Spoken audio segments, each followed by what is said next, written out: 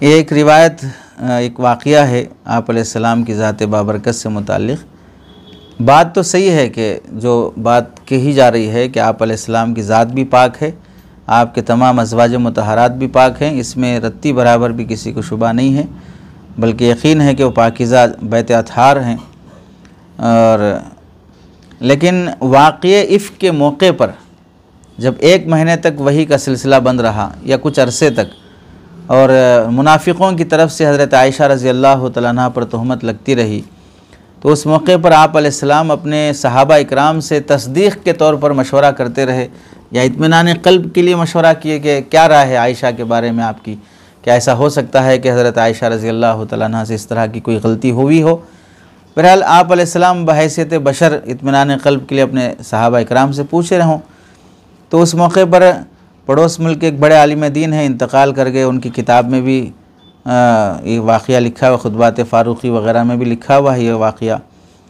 तो हज़रत उमर रज़ी अल्लाह तआला अन्हु से जब पूछा गया कि आपकी क्या राय है, अन्ना उमर रज़ी अल्लाह तआला अन्हु क़ाल li रसूलिल्लाह सल्लल्लाहु अलैहि वसल्लम अना क़ातिउम बिकिज़्बिल मुनाफ़िक़ीन लिअन्ना अल्लाह असमक मिन वक़ी ज़ुबाबि अला जिल्दिक लिअन्नहु यक़अ अला नजासाति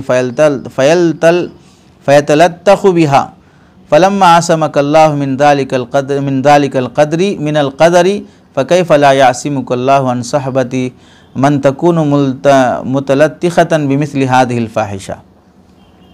तो आपने हज़रत उमर रज़ी अल्लाह तआला अन्हु से पूछा कि क्या राय है, आयशा रज़ी अल्लाह तआला अन्हा से ऐसा कुछ भूल या गलती हुई होगी।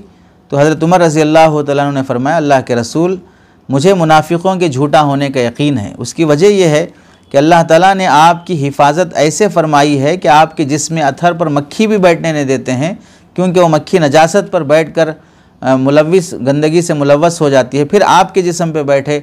अल्लाह इसको गवारा नहीं करते हैं कि जब गंदगी की इतनी सी मिक़दार जो मक्खी के पैरों पे लगी हो वो आपके जिस्म पे बैठे, तो ये कैसे मुमकिन होगा कि कोई औरत फ़ाहिशा भी हो और आपकी वो फ़िराश भी बन जाए, आपकी बीवी बन जाए, कैसे हो सकता है।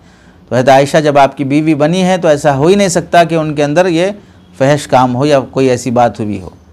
तो इस इस्तदलाल से हज़रत उमर रज़ी अल्लाह तआला ने हज़रत आयशा रज़ी अल्लाह तआला की पाकी को बयान किया। हज़रत उस्मान रज़ी अल्लाह तआला अन्हु से जब पूछा गया तो आपने ये जवाब दिया, इन्नल्लाह मा औक़ा ज़िल्लका अलल अर्दि लिअल्ला यदअ इंसानुन क़दमहु अला ज़ालिका ज़िल। अल्लाह ताला ने आपके साए मुबारक को ज़मीन पर पड़ने नहीं दिया ताकि किसी का कदम उस पर ना पड़े। तो जब अल्लाह ताला ने किसी को इतना इख्तियार तक नहीं दिया कि आपके साए पर किसी का कदम पड़ सके, तो ये कैसे हो सकता है कि आपकी घर की इज़्ज़त पर कोई आदमी हाथ डाल दे। अरे समझे, यानी पाकी का ये इस्तदलाल वाक़ियतन माक़ूल है, बिल्कुल माक़ूल है। हज़रत अली रज़ी अल्लाह तआला अन्हु से हज़रत अली रज़ी अल्लाह तआला ने फरमाया कि हज़रत जिब्राइल ने आपको ख़बर दी थी कि आपके जूतों में गंदगी लगी हुई है। एक नमाज का मौका था तो हज़रत आप अलैहिस्सलाम जूते निकाल दिए थे नमाज से पहले या नमाज के दौरान। तो हज़रत अली रज़ी अल्लाह तआला ने फरमाया कि आपको हज़रत जिब्राइल ने आके बताया कि आप अपने जूते निकाल दें क्योंकि उसमें गंदगी लगी है। तो आपको जूतों की इस गंदगी की वजह से हुक्म दिया गया कि आप उस जूते को उतार दें।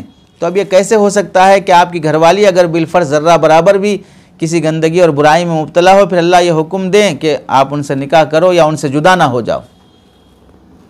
भाई गंदगी है तो जूते उतार दो बोल रहे हैं, तो फिर अगर यह खातून अगर नाउज़ बिल्लाह बिलफर्ज किसी दर्जे में किसी बुराई में मुब्तला है, तो फिर अल्लाह का हुक्म क्यों नहीं आ रहा है तलाक़ दे देने का, छोड़ देने का।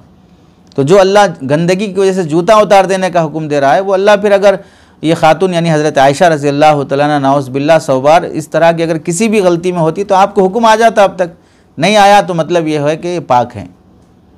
अरे समझे, ये मतलब ये तो बात 100% सही है कि हज़रत आयशा रज़ी अल्लाह तआला अन्हा पाक हैं और उनकी पाकी की गवाही कुरान मजीद ने दी है।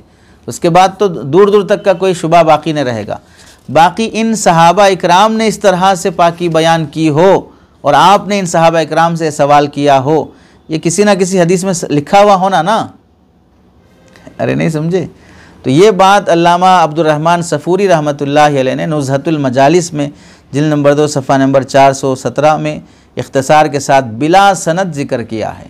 और अल्लामा हुसैन बिन मोहम्मद हसन दियार बकरी ने तारीख़ुल ख़मीस में इसे नक़ल किया है और वो भी बग़ैर सनद के नक़ल किए हैं। तो इस वास्ते ये रिवायत सनदन किसी किताब में साबित नहीं है, बिला सनद ही है जिन किताबों में है, तो इस वास्ते आप अलैहिस्सलाम की तरफ मंसूब करके बयान करना दुरुस्त नहीं रहेगा।